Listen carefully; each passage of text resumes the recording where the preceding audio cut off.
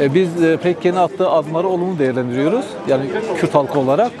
Ama şurada şu kaygımız şu. Yani daha önce de çeşitli süreçler denendi. Süreçlerin sonu gelmedi. Hani sağlıklı bir şeyi olmadı. Ya biz Kürtler her zaman verdiğimiz sözün arkasındayız. Yani Kürtler bir söz veriyorsa bu sözüne sadık kalırlar.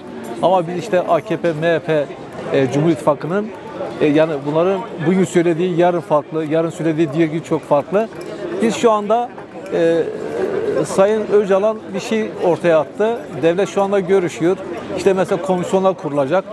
Bizim tabii Eylül'de meclis açıldığında işte Kürtlerin statüsü, Kürtlere neler verilecek, Kürtler ne alacak, ne verecek. Mesela Kürtlerin anayasada ne olacak, yani bir statüsü olacak mı? Kürtlerin varlığı kabul edilecek mi?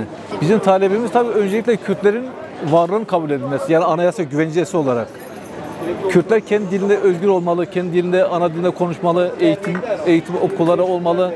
Yani Kürtlerin bu kadar ki 40 yıllık bir mücadelenin sonuçta mutlaka bir şey olmalıdır. Ama bunu tabii ilerleyen zamanlarda göreceğiz. Şu anda devlet çok böyle yani hani onların sözüne de güven olmuyor ama şu anda tamam halk arasında memnuniyet var. Yani biz kesinlikle ölüme karşıyız. Öldürmeye de karşıyız.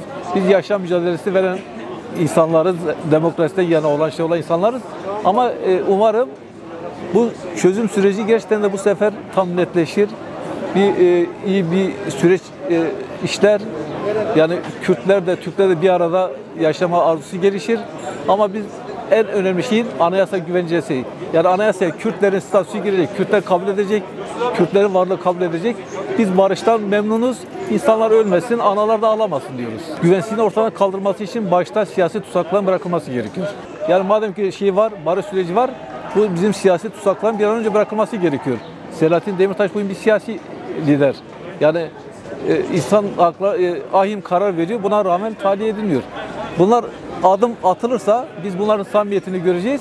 Ona göre gerçekten hani süreç samimi değil mi? Anlaşılır durumlar. Biz Kürtler, biz kendimiz açısından her zaman barıştan yanayız, her zaman birlikten yanayız. Bütün Orta Doğu için ama özelde Türkiye için büyük bir fırsat olarak değerlendiriyorum. Bu sırf Kürt halkı için değil, belki hani gündemde daha çok Kürt halkı var ama Türkler, emekçiler, kadınlar, Türkiye'deki diğer halklar, Romanlar, yani bir cümle emekliler ve emekçiler için büyük bir fırsattır. Ama bu fırsatı değerlendirmek için bir arada olmamız gerekiyor. Yani sadece görüp ve izlemek yeterli değil. O zaman bu fırsatı kaçırabiliriz. Hep bir arada olmak, örgütlenmek ve bir araya gelmek ve taleplerimizi bizim haykırmamız gerekiyor. Hani barışın toplumsallaşması, demokratik toplum mücadelesinin tüm halkların, emekçilerin vermesi dediğimiz şey de bu olmalı. Bu fırsatı değerlendirebilirsek bizi gerçekten güzel yarınlar bekliyor. Değerlendiremezsek demek istemiyorum, onu düşünmek dahi istemiyorum ama hiç de iyi şeyler yaşamayız. Aslında Kürt Özgürlük Hareketi cephesinden bakınca vaat ettikleri, yani söyledikleri her şeyi gerçekleştirdiler. Ama devletin de mutlaka adım atması gerekiyor.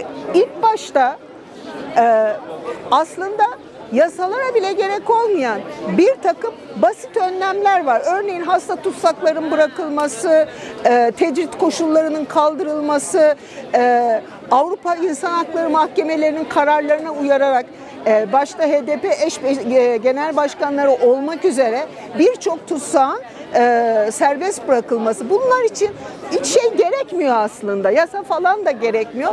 Buradan adım atılır. Ama bakın söylediğim gibi devlete adım attıracak olan da bizleriz. Yani biz halklarız. Biz bir şey yapmadığımız zaman onlar bu işi ayağa sürte sürte yapıyorlar. İtmek gibi bir görevimiz var. Valla süreci birazcık takipteyim net. Bu konuda yani soru işaretlerim çok fazla var. Fazla da güvenemiyorum açıkçası, kendi şahsi fikrim. Hak, hukuk, adaleti bekliyoruz. Bu hızlı adımlar şeyden kaynaklanıyor, yani Orta Doğu'dan kaynaklanıyor. Orta Doğu'da şimdi böyle bir sürece girdiler ki, yakıcı bir sürece girdiler. Eğer bu süreci hızlandırıp bir an önce Türkiye kendini toparlayamazsa Orta Doğu'da güçsüz kalacağını düşündü. Çünkü sonuçta karşısında muazzam bir güç, Kürt gücü var. Her konuda siyasetin içerisinde, hayatın içerisinde olan bir Kürt mücadelesi var. Bu mücadeleyi bir an önce kazanmak istiyorlar. Fakat bu mücadeleyi kazanırken de diğer taraftan gelecek, milliyetçi cepheden gelecek olan tepkileri de durdurmak zorundalar, ölçülü davranmak zorundalar. Devletin kendi cephesindeki milliyetçiler de bu süreci anlamaya çalışırlarsa, bu süreci daha böyle kansız, barış içerisinde halkların konuşabileceği, tartışabileceği, daha demokratik bir ortamın oluşmasını sağlayabilecekleri bir sürece getirirlerse, o zaman ne olacak? Kürt siyasi hareketindeki devrimci kişilikler, yurtsever kişilikler, lider konumundaki kişilikler yavaş yavaş hayatın içerisinde, siyasetin içerisinde geri dönecek. Geri dönerken de Kürtler de bu arada bayağı bir demokratik süreci kendi işlerinde yeniden değerlendirip yeniden oturtacaklar.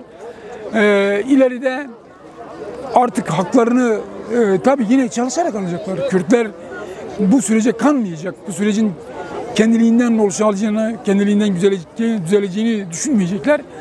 Silahla verdikleri mücadelenin daha zor olan boyutunu, siyasi boyutuyla mücadelenin içerisine girecekler.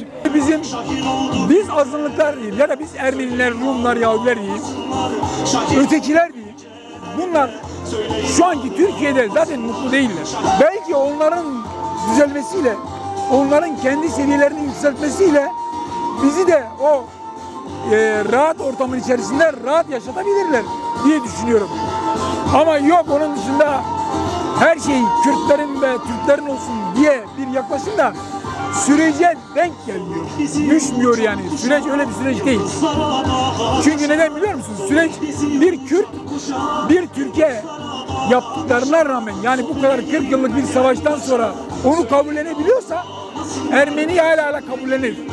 Veya bir Türk ise PKK'yı düşman kabul ettiği dönemden kabul ettiği rahat ortamla birlikte onlarla dost olmayı, onlarla birlikte yaşamayı, kardeş olmayı becerebilirlerse bizimle hala becerirler. Demokrasi için inşallah iyi sonuçlar, beklentimiz de o.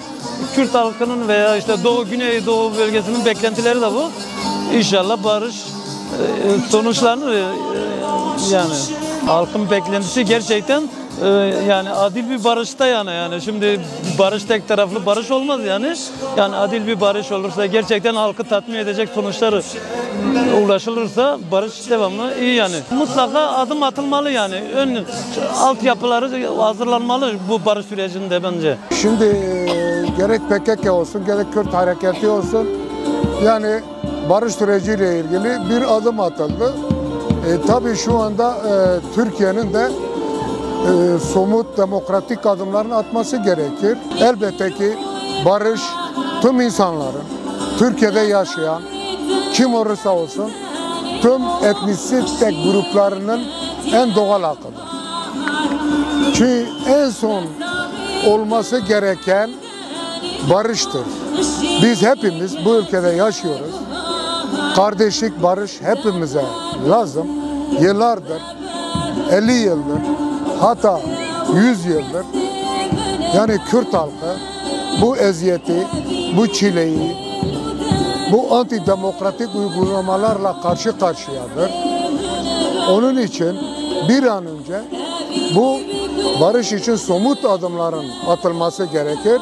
Artık birbirimizi kandırmanın zamanı değildir. Kürt halkının beklentisi şu anda yani bu demokratik özellik olabilir, demokratik federasyon olabilir veyahut kendi dilini özgürce konuşma hakkı tanınabilir. Yani seçilmiş kişilere kayyum atanmaması gerekir.